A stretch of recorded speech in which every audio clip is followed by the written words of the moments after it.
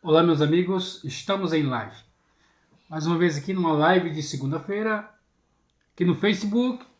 E os meus amigos que vão ver os cortes no Kawaii, essa aula estará na sua íntegra no YouTube, no canal Osmundo Castro 40.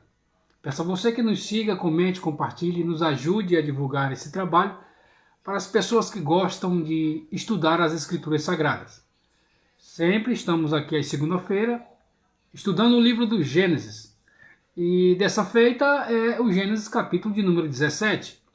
Vamos dar prosseguimento, versículo por versículo, onde nós paramos. Aula passada, paramos no capítulo, encerramos o capítulo 16. Vamos aqui então, o capítulo 17. Você que quer ver essa aula na íntegra, está lá no YouTube, com o tema Pacto de Abraão. Osmundo Castro 40, Pacto de Abraão, capítulo 17 de Gênesis. Você, amigo do Kawaii, que vai ver os cortes, curta, comente, compartilhe, contribua com o seu like, com o seu compartilhamento e com a sua inscrição no nosso canal do YouTube. Você também, que se tiver uma página no Facebook, o meu endereço é Osmundo Castro, está lá também, lá. E essas lives acontecem todas as segundas-feiras, salvo alguma vez que seja por motivo de força maior, mas todas as segundas-feiras estamos aqui lendo Gênesis no original, que foi escrito em hebraico, versículo por versículo. Lembrando que é somente aquilo que é literal para que tenhamos uma base. Somente o que é simples, nada de muito profundo, somente aquilo que é simples para o nosso entendimento. Para futuramente nós fazermos mais vídeos um pouco mais profundo, mas primeiro temos que saber o básico, o simples, o literal, na verdade, né? Então vamos, sem perda de tempo, abrir a Bíblia no capítulo 17 e vamos ver onde nós paramos. Veja bem, capítulo 17. Quando Abraham tinha 99 anos de idade, Deus apareceu-lhe e disse: Eu sou Deus Todo-Poderoso. Anda diante de mim e seja perfeito. Mas acho que nós já demos já falamos um pouco sobre isso na aula passada, né? Sobre os 100 anos na plenitude e tal. E nós falamos isso na aula anterior. Quando você for na playlist no YouTube, você vai ver todas as aulas, desde a partir do primeiro capítulo, versículo por versículo. Nós estamos com quase 28 horas, mais ou menos, se não me falha a memória. Uma hora dessa eu vou conferir direitinho e trago exatamente quantas horas já estamos de estudo, graças a Deus, né? Então, aí, versículo 2, né? Versículo 2 diz: Eu farei uma aliança entre mim e você, e eu lhe multiplicarei em grande número. Esse é o versículo 2. Ou seja, aqui é um pacto. E esse pacto ele é composto de... ele tem uma promessa nesse pacto. Interessante entender que nesse pacto que Deus faz, que é um pacto unilateral. Geralmente, quando se faz um pacto, daquela maneira... vamos fazer aqui um acordo, uma aliança, você faz tal coisa, eu faço tal coisa, para a nossa aliança permanecer. Mas aqui, o pacto ele é unilateral, ele parte de Deus. Primeiro, levando em consideração que um pacto ele não pode ser quebrado. Então é impossível que um homem faça um pacto com Deus. Porque nós sabemos a nossa natureza, sabemos que somos falhos, e um pacto ele não pode ser quebrado. Quantos de nós, alguma vez em sua vida, tentou fazer... pelo momento, num calor da emoção, sei lá, a situação que estava passando no momento, tentou fazer alguma aliança com Deus e em um determinado tempo, vamos dizer que quebrou esse pacto, não concluiu aquilo que era para fazer, que havia prometido. Então, por isso é que o pacto, ele parte da parte de Deus, é unilateral, para que não possa haver uma quebra desse pacto, é Deus quem o faz, não é Abraão. No caso aqui ainda é Avram, né? E daqui a pouco ele vai mudar o nome, Avram, né? Então é isso. E Nesse pacto, o que é que ele diz no pacto? Multiplica grandemente o número e Abraão caiu sobre o sofá. Eu farei uma aliança com você, entre mim e você. Ou seja, é entre mim e você. Eu vou fazer uma aliança. E qual era a aliança? Era que ele daria a terra de Israel e que multiplicaria grandemente. Ou seja, duas promessas, na verdade, fariam parte das cláusulas, podemos dizer assim, deste pacto, né? O versículo 3, nós falamos um pouco também, acho que falamos na aula passada, quando fala sobre El Shaddai, que fala, versículo 3 diz: Abraão caiu sobre sua face e Deus falou-lhe dizendo. Ou seja, nós falamos que Abraão caiu, né, com a presença divina, ou seja, Deus. Vamos entender um pouco mais para frente que Deus não somente falou em voz, mas que Deus tomou posse do corpo de Abraão e falou usando o nome de El Shaddai, e ele cai com seu rosto no chão. Não já explicamos que não foi cair, quer dizer cair literalmente mesmo. Ele não se ajoelhou em reverência e tal, não, ele caiu mesmo. Então foi uma queda literal. O versículo 4, ele tem uma palavra aqui, uma palavra em hebraico que nós vamos ver que é muito interessante. Vamos ler em português. Quanto a mim, eis a minha aliança contigo. Você será o pai de inúmeras nações, né? Em hebraico é Amon. Amon em hebraico moderno ele quer dizer muitos, né? Inúmeros, né? No hebraico moderno é muitos. Mas tem alguns pontos que é interessante entendermos, que tem aqueles que traz o entendimento de que, quando eu digo aqueles, são estudiosos, né? São analistas, né? Eruditos das escrituras sagradas e principalmente do hebraico bíblico. Dizem que explicam que Amon é uma nota musical ou uma tonalidade de cor. Seria essa, na verdade, quando Deus diz, olha, quanto a mim, eis a minha aliança contigo, você será uma tonalidade de povos, mais ou menos assim, né? Uma tonalidade de povos, se fosse uma tonalidade musical, né? Seria aquele que vai trazer o tom afinadíssimo, adequado para o mundo, ou mesmo sobre cores mesmo também, né? Então, tem esse entendimento. Mas eu escrevi aqui, outras tonalidades de cor. Isso quer dizer que Abraão tem a afinação perfeita para o mundo, né? E acabamos de dizer que tem este entendimento no meio dos eruditos. Tem outro ponto de vista que diz também que tem quem diga que Amon é um desejo, ou seja, que muitos povos teriam desejo pela espiritualidade de Abraão.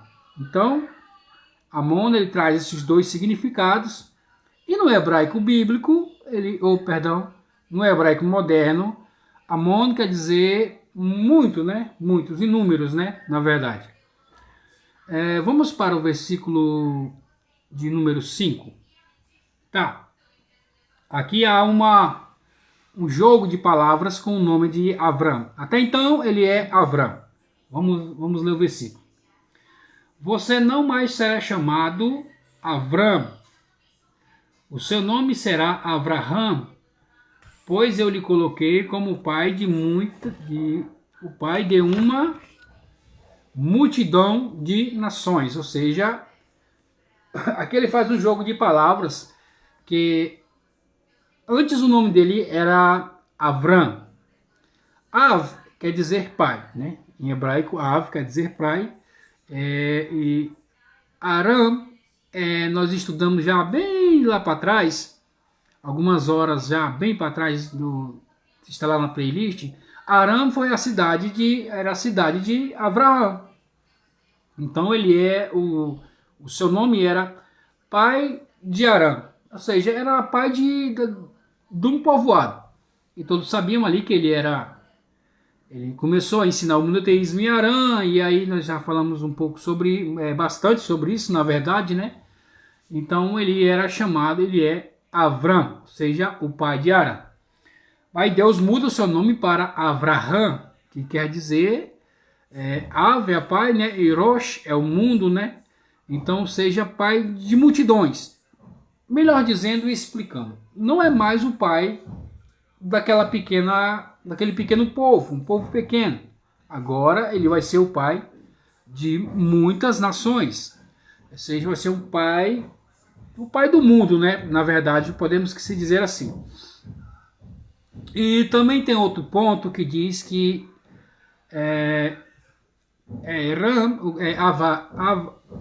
Avraham, não melhor dizendo, Avram vem de pai Ram. O que é Ram? É elevado, uma pessoa que é extremamente espiritual. O Ram, ele é um Ram, uma pessoa que vive do estudo, uma pessoa muito espiritual, mas é uma pessoa que só vive no seu local.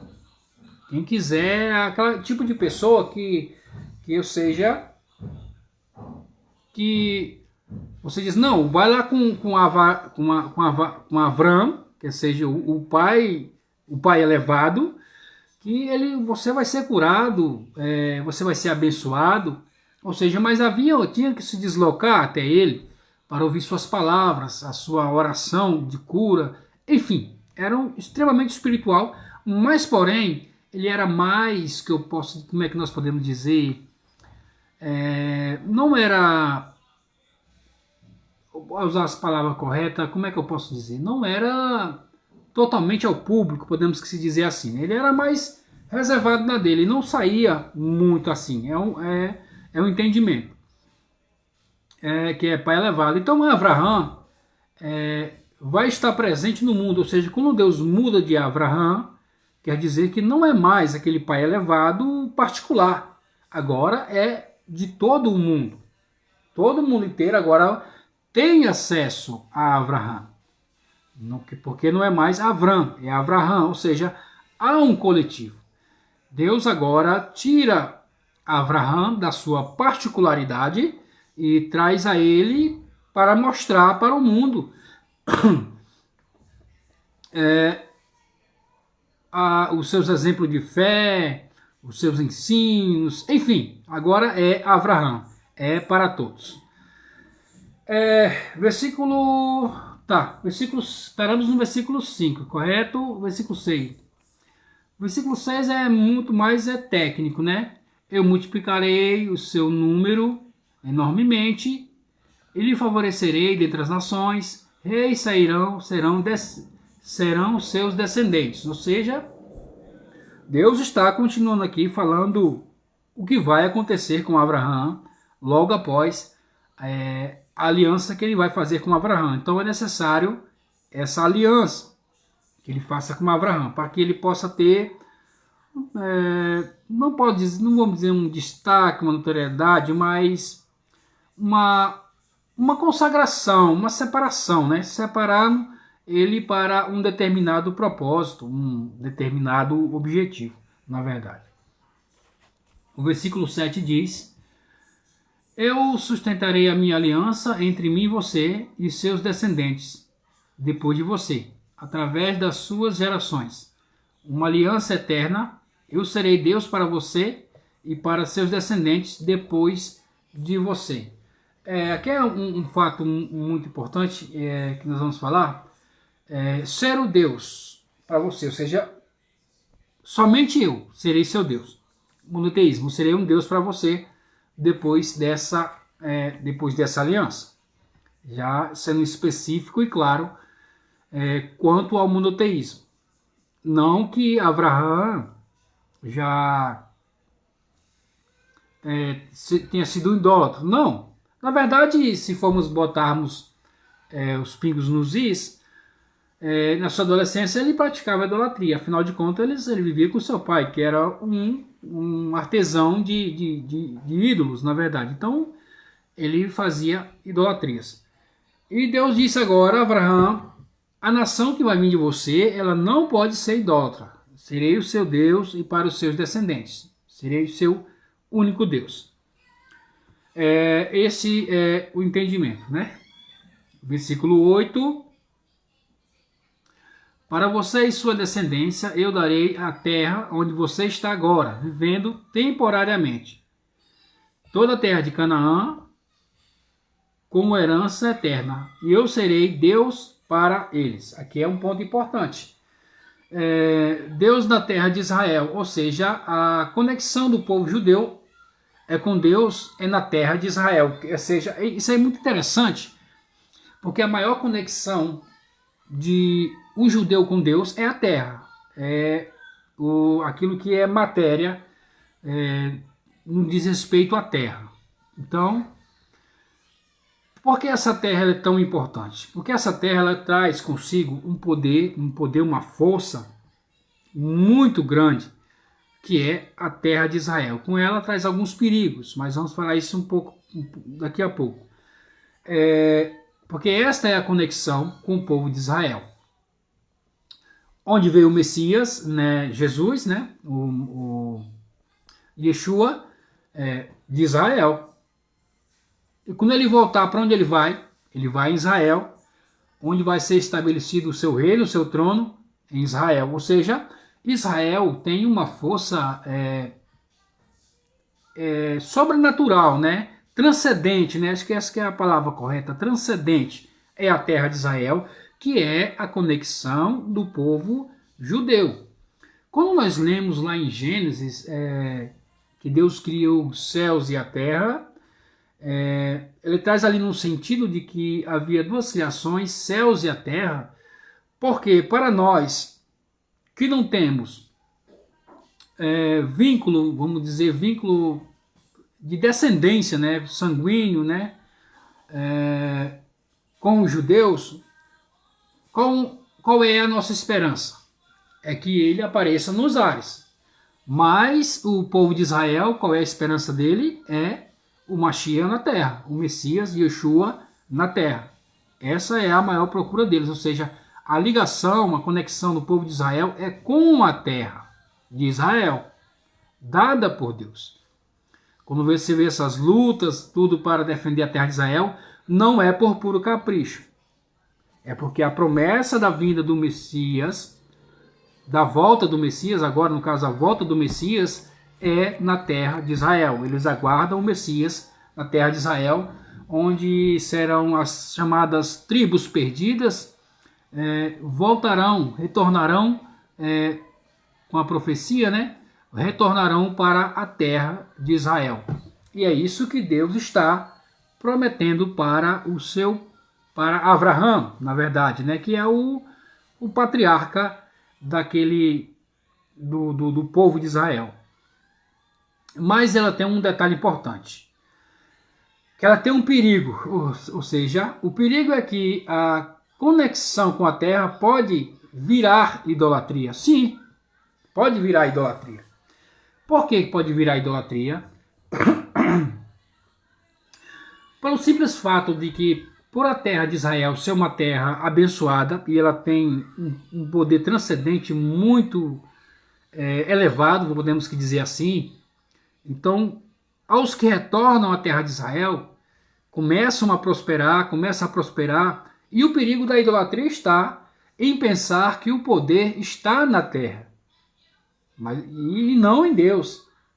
Esse é o grande perigo da idolatria da terra de Israel. Existem pessoas que vão lá e trazem areia de Israel, né? Teve alguns que trouxeram pedras de Israel para construir o templo aqui no Brasil, outros vão buscar água do Rio Jordão. Isso é uma idolatria. Porque o poder, mesmo que Deus dando a terra para o povo de Israel, uma terra que vai manar leite, vai manar mel, vai sair água do deserto, tudo isso acontece na terra de Israel.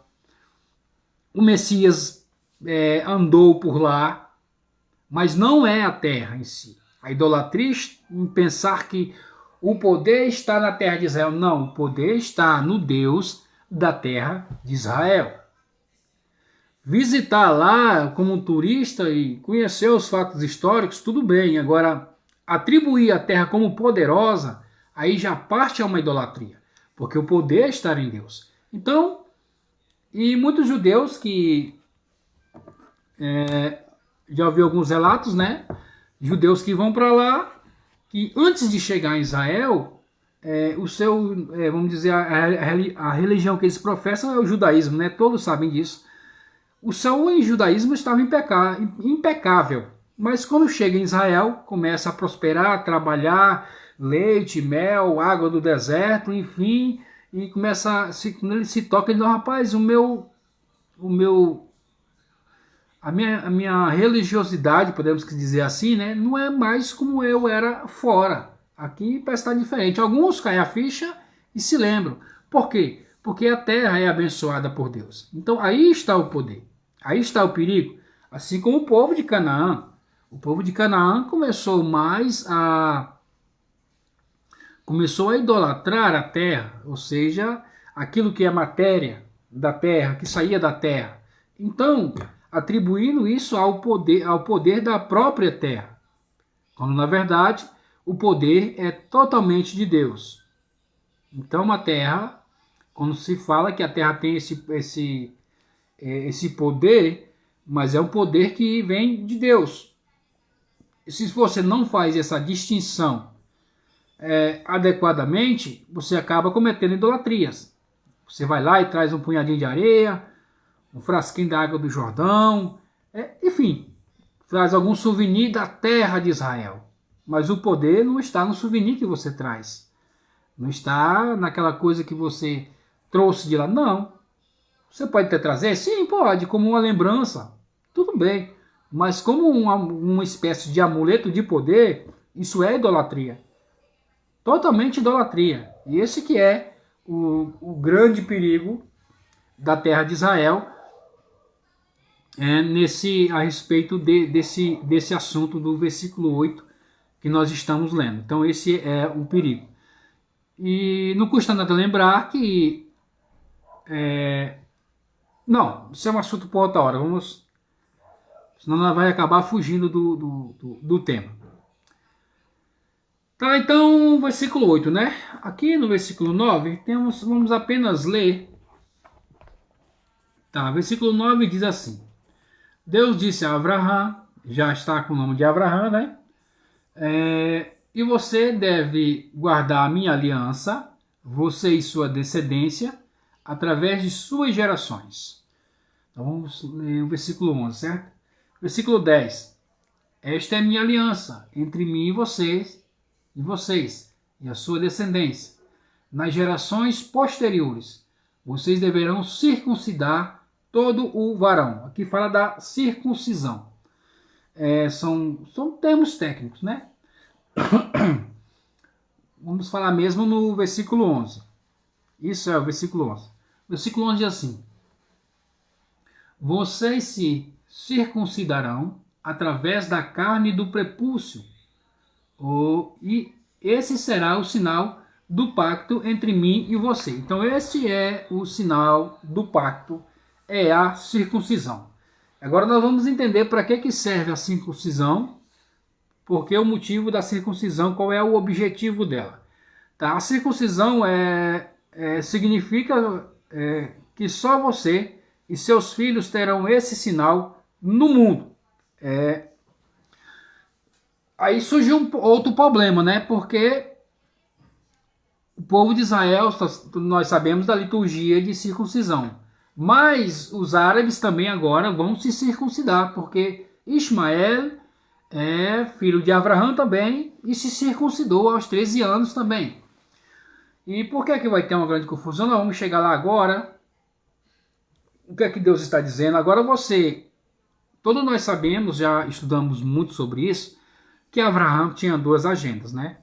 Que era a agenda de Deus, de ser uma nação, ou seja, ele ser um líder político, mas ele tinha também uma agenda pessoal, que era ser como cosmopolita, levar o monoteísmo a todas as nações. Então ele tinha essas duas agendas. A primeira agenda era a agenda que Deus disse para ele, em toda a sua história, Deus está falando que vai dar a terra. E e ele sempre querendo ser o cosmopolita, né? Falar sobre o monoteísmo a todas as nações. Tem essa grande diferença. Agora Deus vai separar ele, porque agora a sua descendência no mundo inteiro é a única que vai ser circuncidada, que tem esse sinal de circuncisão, é a sua descendência. Ninguém mais no mundo tem, não tem a obrigação de fazer. E aqui que fica um pouco complexo de entender. Por quê? Porque se ele vai ser pai das nações, mas ao mesmo tempo agora a circuncisão vai separá-lo das nações, como é que fica então essa situação? Então Abraão, ele tem que, que eu posso dizer, Abraão ele tem que trazer o equilíbrio. Ao mesmo tempo que ele é separado do mundo, mas ele vai servir ao mundo agora para a salvação através do Messias. Então, mas ele tem que ter essa característica que vai distinguir o seu povo dos demais povos. Aquela questão que nós já falamos uma vez sobre aquela questão de direita e esquerda, né? Que a direita, politicamente falando, né? Ela é mais nacionalista, e a esquerda ela é mais humanista, na verdade, né? Como assim humanista? O esquerdista, no caso, ele vai querer que tudo seja igual, amor para todo mundo, igualdade para todo mundo, ou seja, não é nacionalista. Então, de um certo modo, como nós já estudamos lá na Torre de Babel, na verdade, o desejo dele maior não é que as pessoas sejam todas iguais. A sua principal a sua principal intenção, podemos dizer assim, é que todo mundo seja igual a ele. Pense igual a ele. Essa é a mentalidade do esquerdismo, do humanismo, na verdade. Já a direita, né, ela é mais nacionalista. Como assim a esquerda, por a esquerda, querer que todo mundo seja todo mundo igual, mesmos direitos, quer dizer, então que ela deixa de lado o seu nacionalismo, ele passa a ser cosmopolita, deixa de lado o seu nacionalismo, a sua cultura, que ela cresceu, que ela vivenciou, ou seja, ela odeia aquilo que é dela por natureza. Já a ideologia de direita já é mais egoísta, porque ela é nacionalista, preserva a sua cultura, o seu país e os outros que se virem para lá. Ou seja, não há um equilíbrio aí. E Abraão, ele vem para trazer esse equilíbrio. Ao mesmo tempo em que Deus diz que ele vai ser para todo mundo, pai de muitas nações, vamos dizer, humanista, né, um esquerdista, podemos dizer assim, mas Deus diz, e você vai ser separado, a sua descendência, ou seja, você vai ser um nacionalista. Ou seja, Abraão aqui vai ter que encontrar aqui um equilíbrio para colocar em conexão esses dois extremos, tanto o humanismo como o nacionalismo. O humanismo trazendo a fé, trazendo a bondade, trazendo a reciprocidade de coisas boas, né, na verdade. E o socialismo não, e o nacionalismo com o ato da circuncisão, indicando que ele é uma nação separada e tem que manter a sua cultura, manter o seu credo religioso, enfim. Então ele vai ter... Você observa aqui que Deus nem puxou ele para um lado e nem puxou ele para o outro. Deus colocou ele em uma determinada posição em que ele possa trazer o equilíbrio para o mundo, tanto de uma extrema como da outra extrema. Essa é o que Deus trouxe a Abraão. Mas tem outro ponto aqui interessante. Para que realmente serve a circuncisão? Biblicamente, a circuncisão, você vai observar que tem alguns significados, né? Você vai ver na Bíblia, que fala que tem aqueles que é circunciso de língua, circunciso de coração, ou seja, traz alguns significados, mas biblicamente aqui nessa passagem, a circuncisão, ela é o indicativo, indicativo não, a palavra correta seria, ela é, como é que eu posso dizer? A circuncisão aqui, na Bíblia Sagrada, ela é para determinar de quem é a terra de Israel. É aqui que surgiu o problema. E mais na frente nós vamos ver, no decorrer daqui para frente, vamos ver o andar da carruagem entre Ismael e Isaac, e nós vamos ver como vai ficar essa situação, porque os dois são circuncidados. E a terra de Israel é para quem tem a circuncisão. E os dois são circuncidados. Mas vamos ver, vamos desembaraçar esse pequeno problema que surgiu aqui, né? Mas é como eu disse, a circuncisão é para determinar quem é o dono, quem tem o direito de morar em Israel. O dono de Israel, o proprietário, né? Que é de Israel por direito. Então, a circuncisão é para isso. Nós queremos de ler que é para isso, para que você tenha a terra de Israel, você tem que ser circuncidado. Para que você possa ter direito na terra de Israel. O versículo 12 diz assim, o versículo 12 está o pacto entre mim e você, tá? O versículo 12 é muito interessante também. Ele diz assim, com 8 dias de idade, todo varão será circuncidado por todas as gerações, aqueles nascidos na sua casa e comprados com dinheiro, com dinheiro de um estrangeiro que não são seus descendentes. Ou seja, todo mundo que fosse da casa de Abraão e que dali para frente fosse comprado com dinheiro de um estrangeiro, o homem, né, o macho, né, ele teria que ser circuncidado.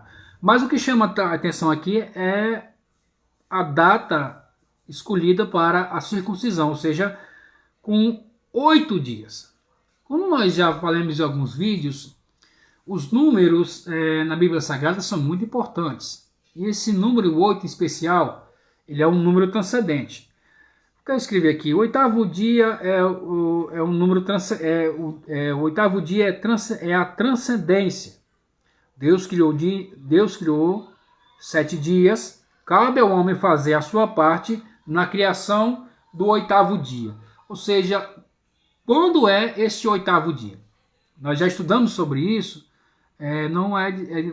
Podemos relembrar aqui alguma coisa, mas é desnecessário trazer nas suas minúcias, né? Porque já temos um vídeo com o tema 8º dia. Se você procurar na playlist, você vai encontrar no YouTube, Osmundo Castro 40, 8º dia, você vai encontrar lá um estudo sobre o 8º dia, que é que é o dia transcendente. Deus cria primeiro, Deus cria o dia 1, dia 2, dia 3, dia 4, 5, 6 e 7, cria o 7, descansa, e lá você vai observar, eu digo lá no outro vídeo, que no 7º dia não está escrito e foi manhã, e foi tarde, o 7º dia não está.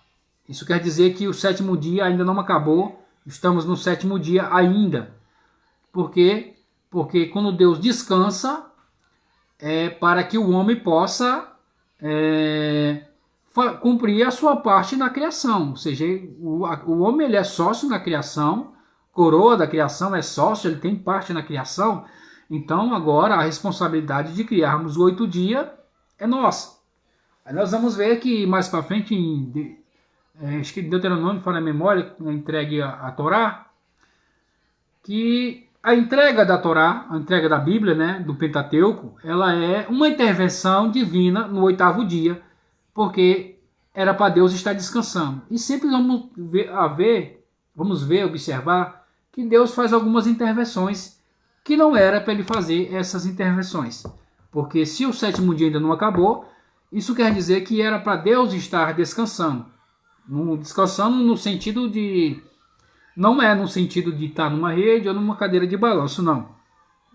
É no sentido de deixar o homem tomar as rédeas da situação e construir um mundo melhor, livre de pecado, em adoração a Deus. Enfim, essa é a construção do 8º dia. Mas, segundo o Apocalipse, nós teremos o 8º dia somente na volta messiânica, que serão os 1000 anos de paz. Em Salmos diz que 1000 anos para Deus é como um dia, e um dia são como 1000 anos, ou seja, o milênio é o 8º dia. Talvez quando chegarmos no milênio, depois da volta de Cristo, aí talvez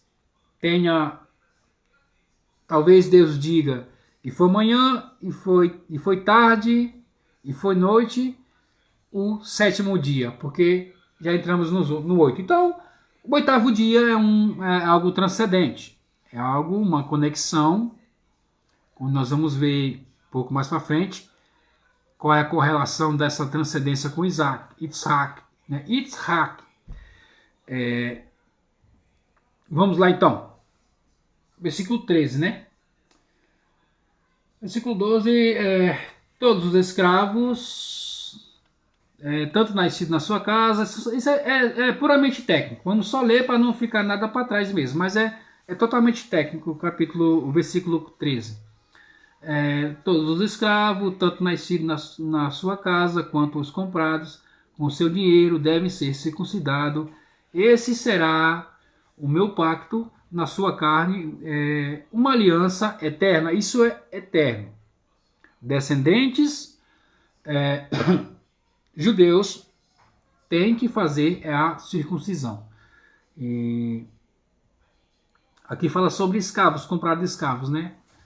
Pessoas que aderem ao judaísmo e tentam se converter, e não é das coisas mais simples do mundo se converter ao judaísmo, eles não aceitam qualquer pessoa, porque é muito rigoroso, criterioso. Por quê? Porque existem 613 leis.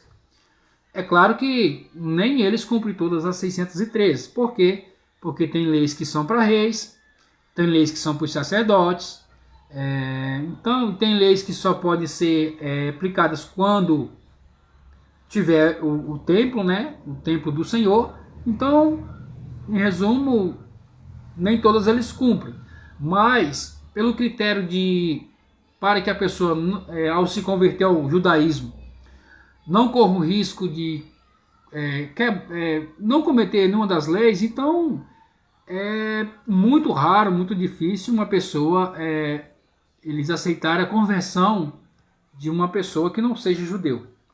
Caso haja essa conversão, ele tem que se circuncidar. Porque é um pacto eterno. Foi Deus quem disse, é um pacto eterno. Concorde você ou não concorde, está escrito nas Escrituras, está aqui, o preto no branco, na folha, escrito, que é eterno. Simplesmente assim. Você pode achar qualquer estudo teológico, algo que diga, não sei o quê, então não. Se for descendente judeu, tem que ser circuncidado. E se converter ao judaísmo, tem que ser circuncidado. Isso é lei e é eterno. Dito, não foi Abraão que fez uma promessa a Deus. Lembrando aqui que é Deus falando, Deus faz este pacto, é Deus falando, o pacto é meu com você. E vai ser nesses termos aqui, e é eterno. Foi Deus falando. Não foi o profeta, não foi Abraão, foi Deus trazendo, fazendo este pacto com Abraão. Versículo 14, né?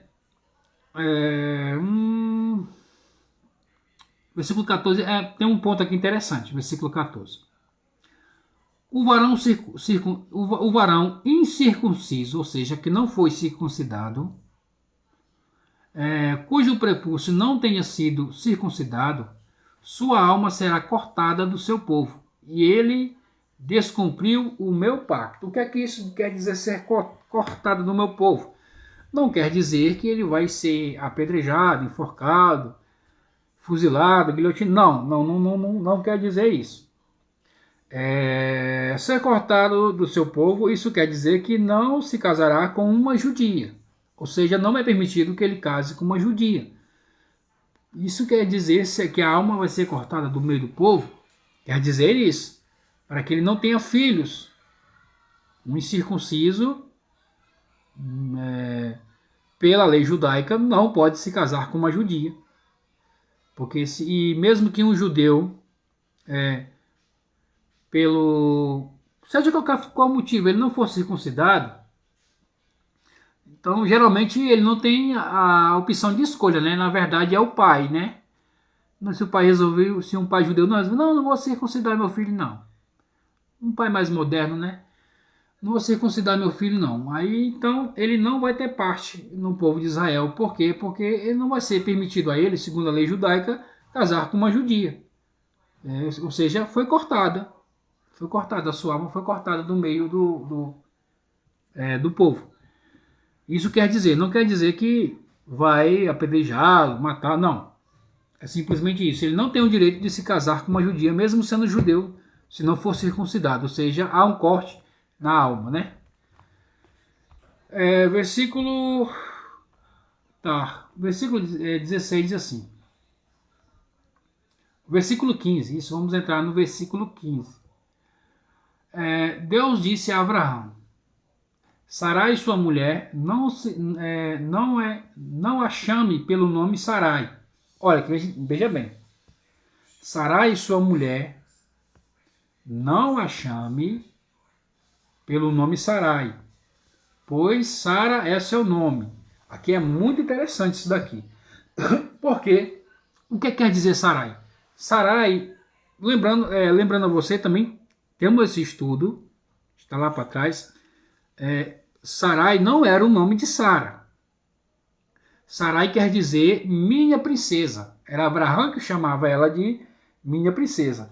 O nome de Sarai, o nome dela é Iscar. Está lá no capítulo 11, versículo 29. O nome de Sarai é Iscar.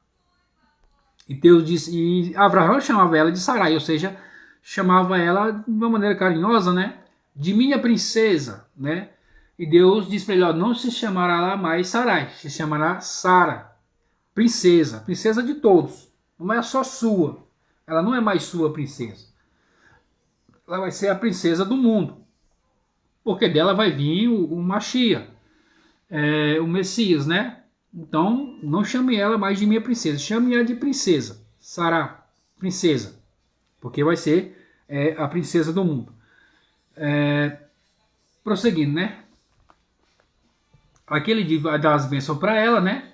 Eu a abençoarei, e também dela lhe darei um filho, ou seja, o Ben. Está escrito aqui Ben, escrito Ben. Que bem aqui, ó. Ben, você vai ver. Vou botar o dedo bem em cima. Nós já estudamos sobre isso aqui, ó. Ben. Aqui. Vem aqui. Ben. O B e o Nun Sufite. Ben, como nós já estudamos sobre isso há muitas aulas atrás, que quando aparece Ben, refere-se ao Messias. Ou seja, eu darei a ela o Messias, sairá do seu ventre. O Messias, né? E darei um filho, né? Um Ben, né? O Messias. E eu abençoarei de modo que ela seja de nações, que eu abençoarei de modo que ela seja de nações inteiras, reis sairão dos seus descendentes. Versículo 16. Então, esta já é uma bênção para ela, que é ela que vai ter. Aí Abraão começa a ficar de orelha em pé. Vamos ver o desfecho que vai acontecer nesse desfecho. Porque quais as nações saíram da Esav e Jacó, né? Os irmãos Jacov, né? Jacov e Esav. Jacov, nós sabemos que é o povo de Israel, né? O povo judeu. E Esav são os romanos, são os ocidentais, né? Os europeus, os americanos, vêm de Esav, dos romanos, que é da descendência de Sarai. Já os árabes e os orientais, eles são de Ismael, né? Saídos de Ismael. Os orientais, os árabes, são descendência de Ismael, de Hagar, né? Vamos lá, prosseguir. O versículo 17 diz da seguinte forma: Abraão caiu sobre a sua face e riu. E ele disse para si mesmo: acaso alguém aos 100 anos de idade pode ter filhos? E acaso Sara aos 90 anos dará à luz? Aqui foi algo importante, que ele teve uma surpresa.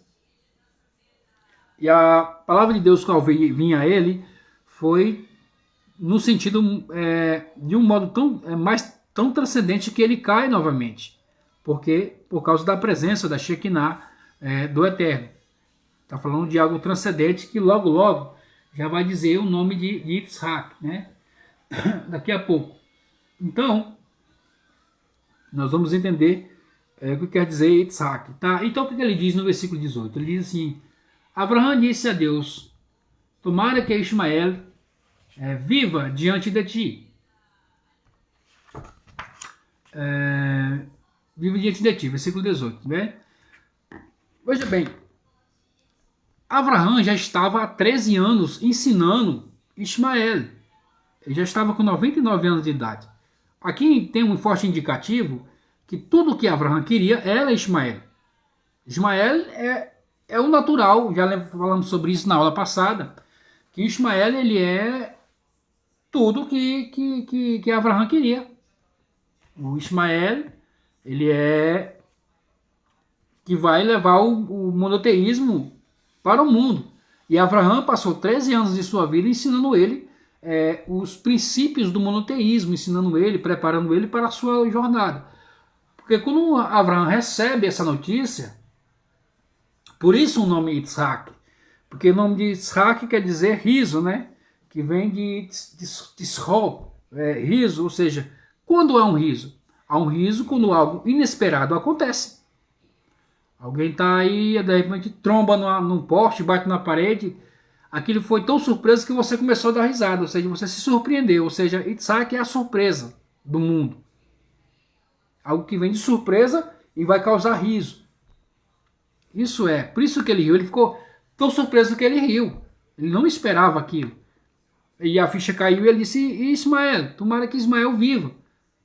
Ou seja, isso está indicando aqui que ele estava depositando ele amava tanto Ismael, e ele depositava toda a sua confiança e todos os seus 13 anos de estudo com Ismael no intuito que Ismael desse prosseguimento e continuidade a sua missão, né? Na verdade, a sua missão. Já que uma vez Deus, não só uma vez nem duas, mas Deus já havia dito a ele, descartado a possibilidade de um cosmopolita, dele ser um cosmopolita e ele ser um Estado soberano, ter a sua nacionalidade, trabalhar com política, na verdade, né? Estado, todos sabem que é política, ou seja, uma política de Estado. Então, esse era o plano de Deus para ele, ser uma nação. Ou seja, o que Deus quis, o que Deus quer para o povo de Israel é que seja uma nação, ou seja, se envolva com a política da sua nacionalidade.